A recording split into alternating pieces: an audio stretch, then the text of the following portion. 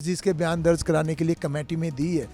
तो ये जो बृजभूषण की इतनी गहरी पैठ है वो सबके उनको पता लग गया, पुलिस के द्वारा उनको बता दिए गए कि कौन कौन नाम है। डायरेक्ट इनडायरेक्ट वे से उनके घर मैसेज आ रहे हैं, लोग जा रहे हैं, ठाकुर है हम उधर से बाइक लेके आ जाएंगे, बुलडोजर लेके आ जाएंगे। ये एक शर्मनाक बात है। ये राजपूतों की ही बेटियाँ है, देश की बेटियाँ हैं। वो कैंप में तमाम ऐसे लोग थे जो ऐसी परिस्थिति पैदा कर देते थे कि आपका नाम काट दिया जाएगा, खेल से आउट, तो ताकि बेटी वहाँ घुटने टेक दे, अपने आप को उनको समर्पित कर दे। राम राम नमस्कार। हरियाणा तक देख रहे हैं आप और सोनिया सत्यानेता मेरा नाम है। इस वक्त मैं जंतर मंतर पर मौजूद हूँ। पहलवानों का धरना लगातार जारी है और बृजभूषण को लेकर कई तरह के सवाल हैं, कई तरह के आरोप हैं। तो वही बृजभूषण शरण सिंह की ओर से भी कई आरोप जो है वो पहलवानों पर लगाए जा रहे हैं। अब भीतर की सच्चाई आज हम आपको बताएंगे। मेरे साथ है परमजीत मलिक जो कि फिजियो हैं और कई देश के नामी खिलाड़ियों को भी वो ट्रेंड कर चुके हैं, उनके भी फिजियो रह चुके हैं। अब जैसे कि अगर हम खेलों के भीतर जिक्र करें, सबसे पहले जिक्र हम WFI का ही करें। आपने उसके भीतर काम किया, WFI के भीतर क्या देखा, क्या उस दौरान आपने महसूस किया? देखिए मैडम, मैं 2010 से हमारी रेसलिंग फेडरेशन से जुड़ा हुआ हूँ। 2010 में जब कॉमनवेल्थ गेम्स हुए थे तब हमारी जो महिलाओं का मैं ऑफिशियल फिजियो था, जो वहाँ पर 2010 में कॉमनवेल्थ गेम्स के लिए जो तैयारियाँ चल रही थी कैंप में, तो मैं वहाँ पर उनका ऑफिशियल फिजियो उन्होंने मुझे अपॉइंट किया था। लेकिन तब फेडरेशन दूसरी थी। तब पंजाब के कुछ लोग थे वहाँ पर, एक रिटायर्ड जो IAS थे और उनके लोग थे जो वहाँ पर, तब फेडरेशन थी।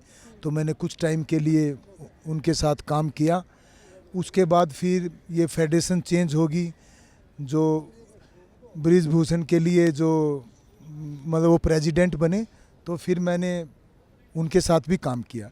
तो जो अंदरूनी बातें हैं, पर्दे के पीछे की बातें हो रहा है, पर्दे के अंदर की बातें हो रहा है। और सिर्फ बृजभूषण नहीं, आप देखोगे तो मेरे ख्याल से पूरे देश में जितनी भी फेडरेशंस हैं उनके अंदर हमें झांक के देखने की ज़रूरत है। हमारी जो भी ऐसी एजेंसियाँ हैं सरकार के पास, हर एक फेडरेशन के अंदर बच्चों को जाके सवाल पूछने चाहिए। उनके कोचेज़ हैं, जो भी उनकी मैनेजमेंट है, उनको देखना चाहिए। हर फेडरेशन में इस तरह का काम होता है। बच्चों को खूब एक्सप्लॉइट करते हैं अपने तरीके से, वो जिसको चाहे खिलाते हैं, जिसको चाहे नहीं खिलाते हैं। लेकिन अब जब बात रेसलिंग की आई तो ये जो बृजभूषण है, जो इन्होंने कुछ ज़्यादा ही मतलब दिक्कत पैदा कर दी। ये जो इन पे आरोप लगे हुए हैं बिल्कुल सत्य है, क्योंकि मैं भी वहाँ सालों तक रहा हूँ।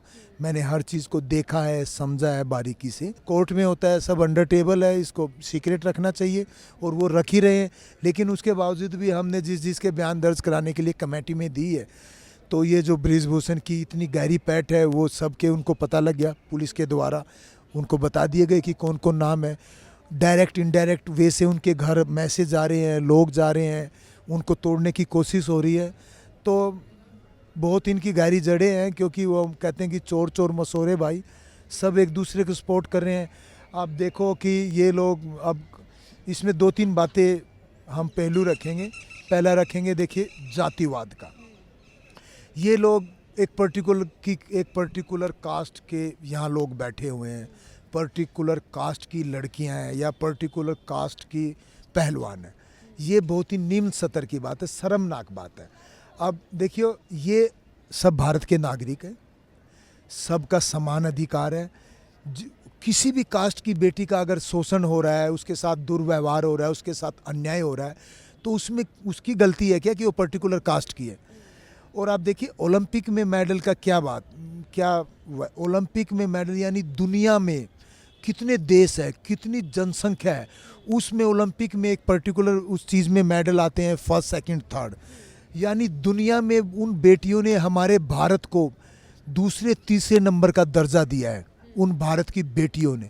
अब उनको बृजभूषण को बचाने के लिए कह रहे कि ये उस जाति की है, जीजा साली की लड़ाई है, फलाने साली लड़ी। ये ओलंपिक लेवल के सारे खिलाड़ी है, ओलंपिक में इनका मेडल है, एशियन गेम्स में इनका मेडल है, वर्ल्ड चैम्पियनशिप में इनका मेडल है।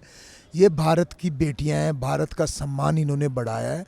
तो ये एक शर्मनाक बात है। ये जानबूझ के एक राजनीतिक प्रोपगंडा है, इस बात को वर्गलाने के लिए कि इधर से कुछ वो राजनीतिक लोग हैं कि हम ठाकुर हैं, हम उधर से बाइक लेके आ जाएंगे, बुलडोज़र लेके आ जाएंगे। ये एक शर्मनाक बात है। ये राजपूतों की ही बेटियाँ हैं, ये देश की बेटियाँ हैं, तो उन सबको भी इनका साथ देना चाहिए। ये लड़ाई किसी जाति की लड़ाई नहीं है, ये लड़ाई बेटियों की सम्मान की लड़ाई है और ब्रिजभूषण से लड़ाई है, किसी सरकार से भी लड़ाई नहीं है। और वो ब्रिजभूषण जिस पे हत्या का भी मुकदमा दर्ज है, मोर देन 40 केस उस पे दर्ज है, आप जाके देख लीजिए। उस आदमी के खिलाफ बेटियों के सम्मान की लड़ाई है, तो पूरे देश की लड़ाई है। अच्छा, अब आप अपना कुछ वाकया बताएं। जैसे 2014 के आसपास, जैसे कि ये भी खबर आई कि आप लोगों ने आवाज़ उठाने की कोशिश की गई थी।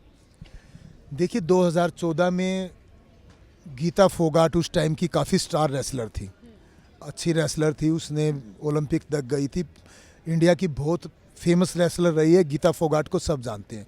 उसके घुटने में चोट लगी थी, तो वो मुझे अपना पर्सनल ट्रेनर बनाकर वहाँ पर लेके गई थी। साई से उसने परमिशन ली, WFI से परमिशन ली, बाकायदा उसने मुझे अपने वहाँ रखा, तो मैं उसको वहाँ ट्रेनिंग कराता था। तो तब मैंने देखा वहाँ पर कि ये इस तरह का एटमॉस्फेयर है, बेटियों को बहुत तरीके से वो लोग कैप्चर कर रहे हैं।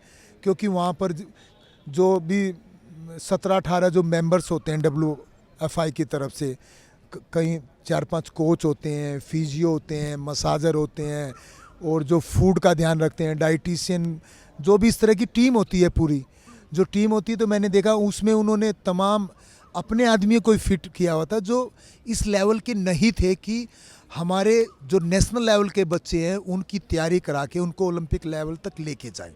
अब उनको दुनिया के उन पहलवानों से लड़ना है कि जो दुनिया के सर्वश्रेष्ठ पहलवान हैं, उनसे लड़ेंगे तभी हमारा ओलंपिक में मेडल आएगा। उनके अकॉर्डिंग ही हमें अपने बच्चों की तैयारी करानी पड़ेगी। तो उसमें से एक आधी कोई ऐसा कोच था कि जो उनकी तैयारी करा सके, बाकी 8-10 उन्होंने अपने आदमी को फिट किया हुआ था वहाँ पर। उनको कोई मतलब नहीं था कि ये मेडल लाए या ना लाए, तो उनको सिर्फ अपनी वहाँ राजनीति चलानी थी। क्योंकि वहाँ पर वहीं उन्होंने कैंप क्यों रखा, आप बताइए। लखनऊ में आपने देखा हो, कोई वहाँ खेलों का कोई स्कोप नहीं है। लखनऊ की देखिए धरती, हवा, पानी, कल्चर, प्राकृतिक ने नॉर्थ इंडिया को ऐसा बनाया है कि यहाँ के जो क्लाइमेटिक कंडीशन ऐसे है, फूड ऐसे हैं, यहाँ के जो जेनेटिकली लोग काफ़ी मज़दूरों के बच्चे हैं, किसानों के बच्चे हैं, तो वो इस एबल हैं कि वो कंपेयर करें तो उन लोगों से थोड़े शारीरिक ज़्यादा मजबूत हैं। तो यहाँ की जलवायु में कैंप रखना चाहिए। पहले जैसे पंजाब की भी बहुत संपन्न धरती है, वहाँ के लोग भी मानसिक और शारीरिक काफ़ी हष्ट-पुष्ट है, खिलाड़ी है। पहले पटियाला कैंप लगता था, ये लखनऊ कैंप सिर्फ इसलिए लेके गए ताकि उनकी पकड़ में चीज़ें रहें, क्योंकि वहाँ रह के वो सब नहीं कर पाते, दिल्ली रह के वो नहीं कर पाते। वो वहाँ भी उन्होंने अपने लोगों को ही फिट किया हुआ था। वो लोग सब मिलजुल के, उनमें से 5-7 ऐसे लोग थे जो बेटियों को मजबूर करते थे, तैयार कर देते थे, पुचकारते थे, पटाते थे, उनकी उस काम को पूरा करने के लिए कि किस तरह उनको आगे पेश किया जाए।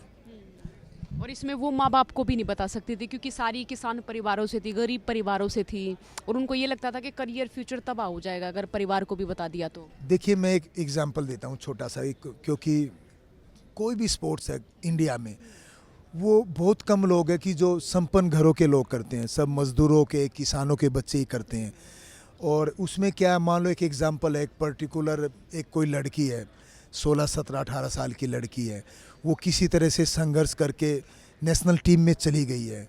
मैंने देखा है वहाँ बेटियों को, जो भी नीचे स्टेट लेवल की जो फेडरेशन होती है, उनको एक 150-200 रुपये की ट्रैक पैंट दे दी, 150-200 की टी शर्ट दे दी, बाथरूम चप्पल उन्होंने पहनी हुई है, कैंप में जाके चली गई है। कैंप में उनको बहुत अच्छा एटमॉस्फेयर मिल रहा है, इसी कमरे में वो सो रही है, तीनों टाइम अच्छा खाना खा रही है। वहाँ जो भी है, जहाँ वो गाँव में रहती थी उससे फार बेटर सुविधाएं उसको मिल गई है। उसको वहाँ जाके लगा कि हाँ, मैं अब जीवन के इस लेवल पे आई हूँ, अब मैं थोड़ी मेहनत करके मेडल लाऊंगी, नौकरी लगूंगी, अपने परिवार का भी पेट पालूंगी, खुद का भी पालूंगी। तो इन्होंने क्या किया, पेरेंट्स को भी फ़ोन किए जाते थे, वो इस तरीके की आपकी बेटी इनडिसिप्लिन है, ये प्रैक्टिस सही नहीं करती है। फिजियो बोलते थे कि हम आपको अनफिट दिखा देंगे, कैंप से बाहर निकाल देंगे। कैंप से बाहर निकलने का मतलब आप खेल से आउट हो गए कम से कम 1 साल के लिए, दोबारा हो सकता है आपकी ऐसी तैयारी ना हो। आपके पेरेंट्स आपको ज़्यादा पैसे ना दे पाए, आप बीमार हो जो, आपको चोट लग जाए कि आप नेशनल कैंप में आ सको, तो उनके जीवन का ऐसा संघर्ष होता है, ऐसी परिस्थिति आ जाती है। और वो कैंप में तमाम ऐसे लोग थे जो ऐसी परिस्थिति पैदा कर देते थे कि आपका नाम काट दिया जाएगा, खेल से आउट, तो ताकि बेटी वहाँ घुटने टेक दे, अपने आप को उनको समर्पित कर दे। तो इस तरह की राजनीति वो लोग करते थे। जी बिल्कुल करते थे।